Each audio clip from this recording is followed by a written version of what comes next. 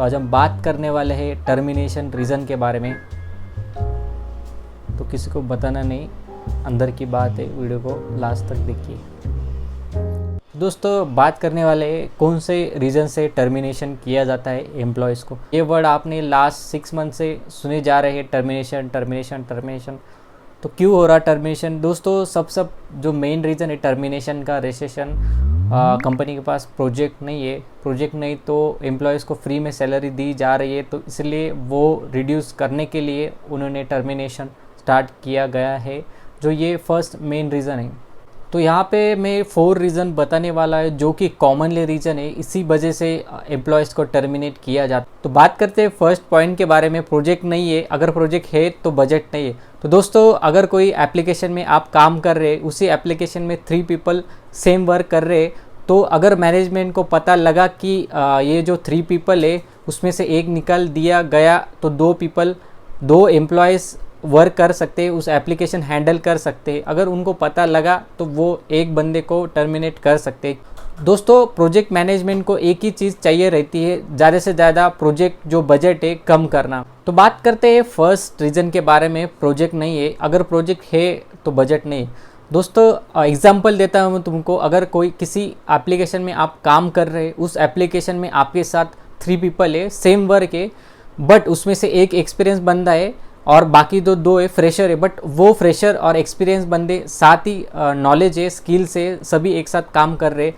तो कभी कभी क्या होता है दोस्तों, रिसेशन आता है, प्रोजेक्ट का बजट है ना बढ़ जाता है, तो वो सोचते कि जो एक्सपीरियंस बंदा है उसको बहुत सारी सैलरी है, क्या हम इसको टर्मिनेट करते हैं तो कुछ फ़र्क पड़ेगा या नहीं। तो यहाँ पे प्रोजेक्ट मैनेजमेंट जो रहता है, वो जो प्रोजेक्ट में काम कर रहे 2 बंदे जो कि फ्रेशर है, उनके साथ बातचीत करता है कि आप कंफर्टेबल हो क्या, अगर कोई बंदा मेडिकल लीव, इमरजेंसी लीव पे जाता है तो आप दोनों हैंडल कर सकते हैं क्या। वो डायरेक्टली नहीं बताते दोस्तों कि इसको निकाल दिया जा रहा है, बट थोड़ा सा क्ल्यू देते हैं कि आप दोनों हैंडल कर सकते हैं एप्लीकेशन। अगर आप बोल रहे हैं कि we are sufficient to handle this application, so जो प्रोजेक्ट मैनेजर है एक्सपीरियंस बंदे को निकाल दिया।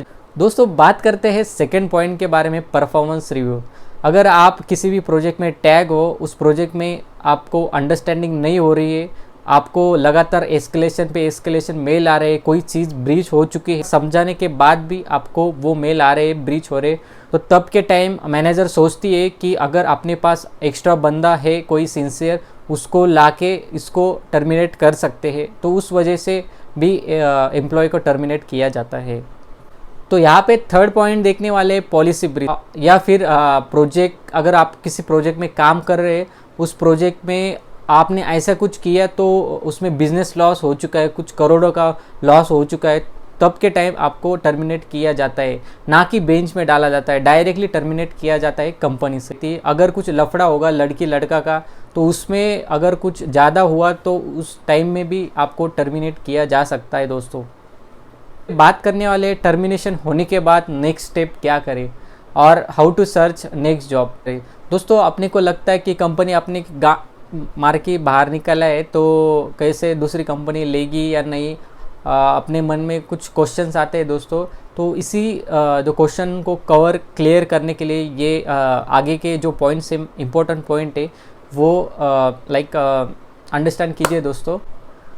तो यहाँ पे सभी के मन में सवाल आता है, टर्मिनेशन होने के बाद क्या करें। तो दोस्तों टर्मिनेशन होने के बाद तुरंत ही नेक्स्ट जॉब सर्च करना शुरू कर दिए। और आपके मन में एक सवाल आया होगा कि टर्मिनेशन होने के बाद will organisation provide us explain letter or not. Yes दोस्तों, डेफिनेटली आपको एक्सपीरियंस लेटर प्रोवाइड किया जाता है, बट दोस्तों अगर कुछ ऑर्गेनाइजेशन का बड़ा आपने कांड किया तो तब आपको एक्सपीरियंस लेटर नहीं मिलता है कंपनी से, ध्यान रखें। इनका रीज़न है बिलो क्राइटेरिया जो मार्क्स रहते हैं दोस्तों, नॉर्मली कंपनी के बिलो 60 मार्क जो रहते हैं, जिस स्टूडेंट के 10-12 ग्रेजुएट, उनको निकाल दिया जाता है। ये एक और रीज़न है। और एक रीज़न है, अभी फ़िलहाल बहुत चल रहा है मार्केट में, कोई फेक एक्सपीरियंस लेटर ऐड कर रहे हैं। अगर बैकग्राउंड वेरिफिकेशन के टाइम में ये बंदा अगर पकड़ा गया तो उसको निकाल दिया जाता है। पॉइंट पे आते हैं, will company provide experience letter or not. Yes दोस्तों, definitely company will provide you experience letter when they terminate you. अगर आपका सिलेक्शन दूसरे ऑर्गेनाइजेशन पे होता है, उसका जो एचआर आपको पूछता है कि क्यों प्रीवियस कंपनी ने आपको निकाल दिया गया है। दोस्तों एक चीज़ ध्यान में रखना कि दोस्तों अगर आपका सिलेक्शन दूसरे ऑर्गेनाइजेशन या कंपनी में होता है, उसका जो एचआर है आपको पूछता है कि क्यों आपको टर्मिनेट किया गया था, वो रीज़न बताए। तो आप बोल सकते हैं दोस्तों कि उनके पास बजट नहीं था प्रोजेक्ट में, तो इसलिए मुझे निकाल दिया गया था।